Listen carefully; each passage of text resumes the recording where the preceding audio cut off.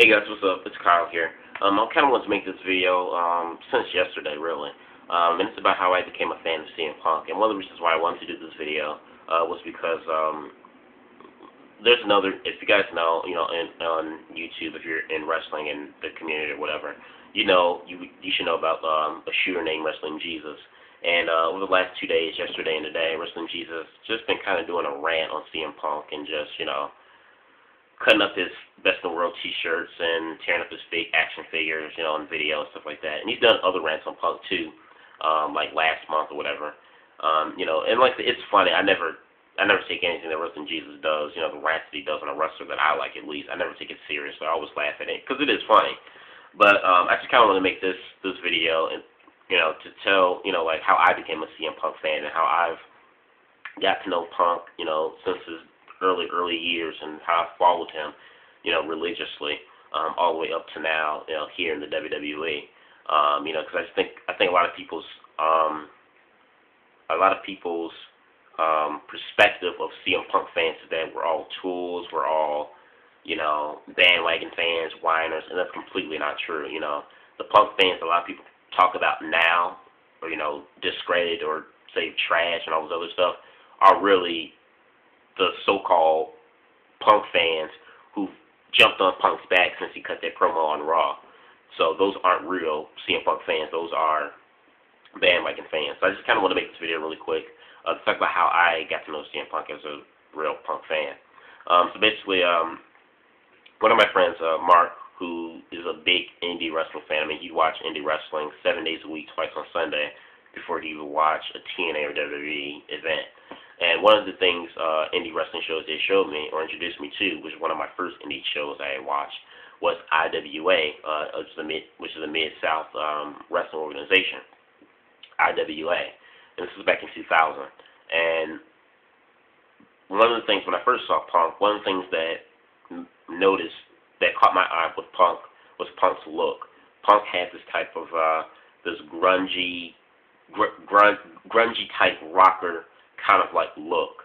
Punk's attire and his look kind of reminded me a little bit of Billy Kidman from WCW, who was another wrestler I really liked a lot. So Punk kind of reminded me of Billy Kidman a little bit in terms of a look he kind of favored a little bit in the style of clothing, except, like I said, more grungy and rocker-like and kind of more of like a street punk kid.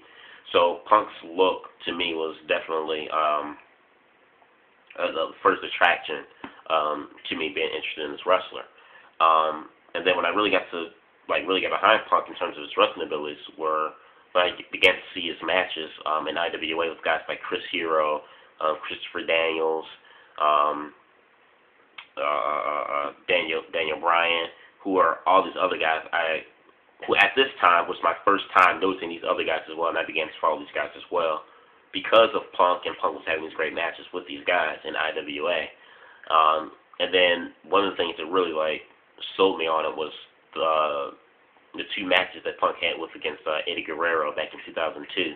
And then that's when I'm like, okay, this guy, he's improved, and for him to go, have some really great matches with Eddie Guerrero, I thought were fantastic. I'm like, if this guy can go, with a WWE star like this, I'm like, I see a lot of potential in him, and hopefully he could be there one day.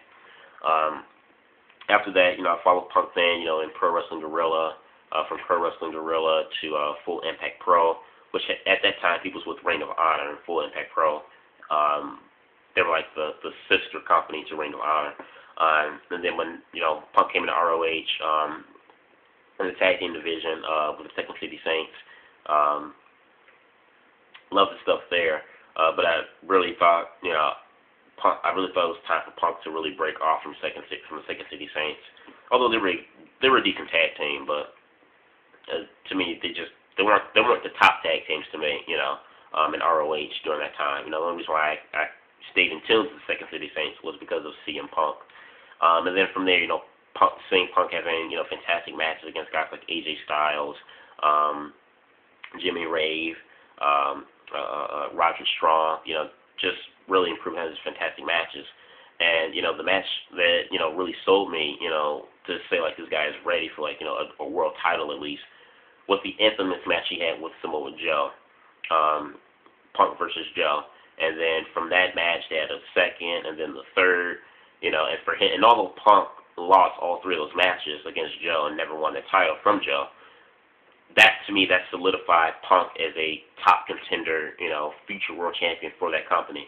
Finally, Punk finally becomes the ROH world champion, and during this time, I'm like, it's bittersweet, because Punk's the world champion. He's hot, he's a heel. You pretty much at that time you consider him, he was like the face, really. But it's like during this time as the champ, this was when he was going to WWE. He had a developmental deal and was about to go with the WWE, and it's like you finally getting your moment at Ring of Honor, but it's like WWE came at the wrong time to pick you up. It's like, but it is what it is, as much as I love CM Punk, and as much as I love Ring of Honor, Punk never really had a good run as the world champion. He only had the belt for like a month and a half, I think, and then for all the people he dropped the belt to, he dropped it to Jamie Noble, who didn't have the belt any longer than he did, but still. So after that, Punk leaves, and follow Punk through WWE. Excited for him. Got to see Punk for the first time on W televised program. We came into ECW, the ECW brand. Great stuff. He had great matches with John Morrison. Became ECW champ. Was happy for that. When Punk finally won Money in the Bank and became the world heavyweight champion. Back then, a lot of people were like, CM Punk world champion, no, he's too small, he's this, that, and the other. But I had marked out, I was excited for Punk because this was a guy who I'm like, followed since early days, the very beginning. And to see him now, the world heavyweight champion, I'm like, this is awesome, like his moment has finally come. Unfortunately, Punk was booked terribly wrong as the world heavyweight champion. They did not make him credible whatsoever. You fast forward through all that, Punk is a 3-time world champion and forms the Straight Edge Society. I didn't really care for this gimmick that they had for Punk because I really thought this gimmick here really, it put Punk at no more than an upper mid-card wrestler at best, and it really didn't put Punk in that main event spot like I thought he truly deserved during that time. And I'm like, he's a 3-time world champion, 3-time former world champion.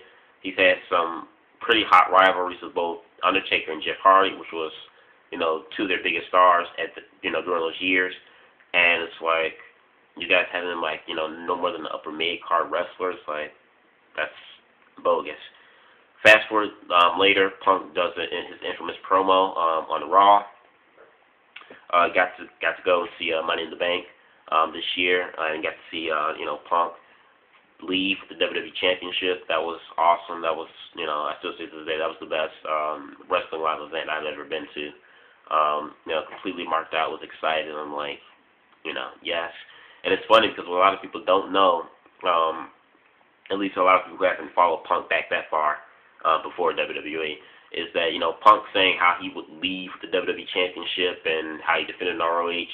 He did the exact same angle when he was the ROH champion, saying how he would leave Ring of Honor and go to WWE with the belt and forking the championship over to Vince McMahon himself.